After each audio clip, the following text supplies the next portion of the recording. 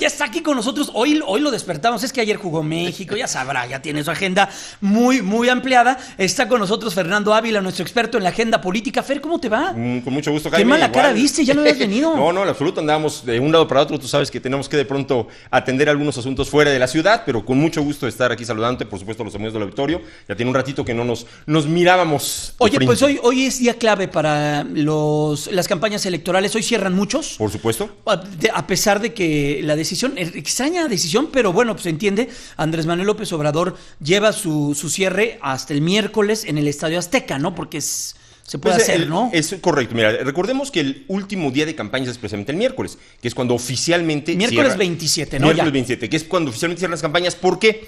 Uno, por el tiempo de campaña propiamente, son 90 días antes de la campaña dura 90 días, ese es el lapso, por supuesto, y debe de suspenderse 3 días antes de la elección. La intención de esta legislación es que de alguna suerte, como ciudadanos, podamos estar reflexionando 3 días sin necesidad ya del ruido electoral, sin que tengamos encima toda esta promoción que hemos vivido durante los últimos 90 días y tengamos el espacio para poder de alguna manera reflexionar, insisto, sobre lo que fueron los planteamientos, las propuestas, los cierres mismos de cada uno de los candidatos de los partidos y en consecuencia estar en las mejores condiciones de acudir a las urnas. Cada candidato en términos generales decide, en anteriores procesos electorales sucede circunstancias similares, cuándo van a hacer su cierre, digamos, más grande. Recordemos también que cada uno de ellos van haciendo cierres parciales o regionales en las distintas entidades que consideran más estratégicas. Algunos se dirigen más hacia el norte, otros hacia el sur, al centro, de alguna manera para tratar en este último tirón de abarcar lo más posible en aquellos puntos que consideran o que tienen que reforzar en función de que no se logró permear tan fuerte, pero dar este último tirón para tratar de sacar o atraer votantes todavía indecisos a su causa, o por el contrario, dependiendo de la estrategia, en aquellos sitios en donde prácticamente se consideran ganadores y en donde de alguna suerte el ir a apuntalar ese cierre refuerza a la militancia, refuerza a los simpatizantes y de alguna manera empuja de alguna forma ese famoso todavía existente voto duro. Fernando, exactamente en una semana a esta hora y algunos minutos van a estar abriéndose las casillas en buena parte del país.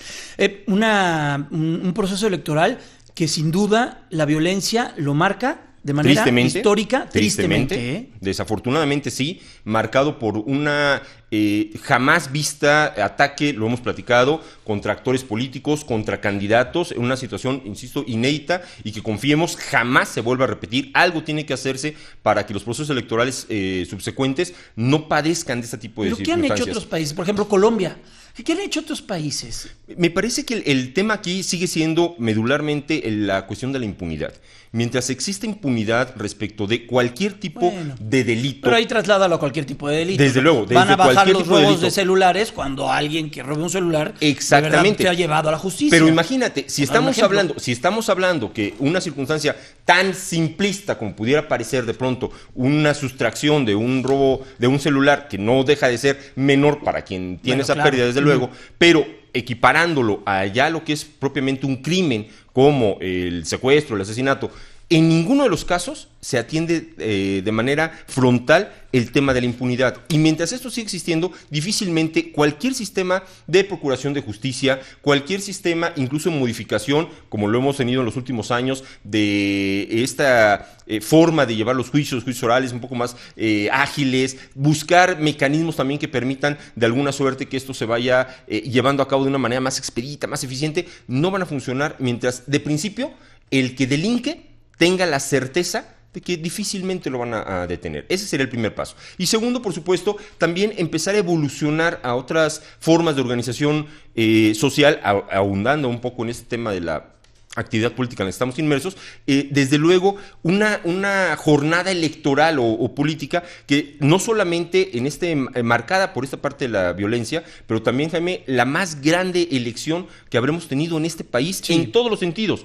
Nunca habían estado tantos cargos políticos en juego en una sola elección, ¿no? Exactamente, más de 3.400. Jamás habíamos tenido tantos cargos políticos en juego en una elección. Jamás se había organizado por un solo instituto una elección tan grande. También recordemos que con la última modificación ya no son los institutos locales los que organizan las elecciones locales, es el propio INE el que está organizando toda la elección nacional y local. Por eso acudiremos a solamente una mesa receptora de votos. Anteriormente, cuando había elecciones concurrentes, íbamos a 2 mesas de votación, ahora será una sola. Entonces, sí tiene características realmente muy importantes, muy significativas, y que, bueno, le han dado de alguna forma este color y este gran auge a una elección que por el otro lado pareciera, desde el punto de vista ciudadano, que sigue sin terminar de conectar con los actores y partidos políticos. Oye, Fernando, ¿cómo viste la campaña? Muchos analistas señalaban antes de que empezara este proceso electoral que iba a ser una campaña llena de ataques, de denostaciones, de juego sucio, de guerra sucia.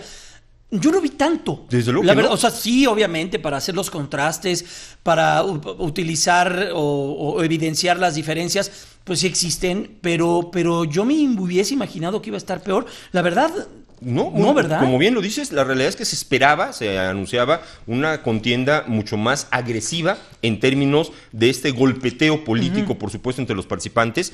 No se dio de esta manera, me parece que sí se pretendió por parte de las estrategias de los partidos, y qué bueno que así sea, privilegiar desde luego ese contraste de ideas, de proyectos, de alguna manera sí el intentar que los contrincantes poner en claro cómo pretendían llevar a cabo ciertas propuestas, la diferencia entre una y otra. Eso nos favorece mucho a los ciudadanos, en tanto, insisto, conectemos también con lo que están planteando los partidos políticos, que creo es la parte que todavía nos falta caminar o madurar. Es decir, los partidos políticos, los candidatos de pronto no terminan de compenetrarse con lo que es la realidad ciudadana y conectar de la mejor forma. Hoy por hoy las redes sociales, que es un extraordinario instrumento de comunicación en la misma secuencia, muy vertical, a la par, muy vertical, muy parejo, muy horizontal, más bien muy horizontal exactamente, no se termina de aprovechar de la mejor forma que permita justamente ya no tener que andar casi de casa en casa como antaño en las campañas, sino tener una comunicación mucho más directa, más cercana, más fluida con los ciudadanos. Esto todavía no termina de aprovecharse al máximo, y por ello mismo no termina también de cuajar o de conectar de la forma o con la solidez que debiera. Aún así, insisto, qué bueno que la campaña se dio mucho más en un contraste de proyectos, de ideas, de planteamientos, en la forma de buscar sí que el ciudadano pudiera comparar cuáles propuestas eran las que más se acercaban a su propia visión y sobre todo cuáles realmente eran viables al proyecto de país. Pues Fernando Ávila, muchas gracias por estos minutos. Qué bueno que pudiste venir este domingo, y vamos a ver qué es lo que pasa la próxima semana. Estar muy atentos en una semana, pues por supuesto, lo de siempre, Jaime, no dejar de ir a votar por quien creamos que más nos representa. Lo peor que puede sucedernos es ser apáticos en una situación como esta. Recordemos que el castigo para quien no le interesa la política es que va a ser gobernado por quien sí le interesa. Exactamente, es que es una buena frase. Gracias a Fernando Ávila, nuestros ojos, nuestro experto en la agenda política. Vamos a ir a una pausa comercial, 8:12, ya volvemos.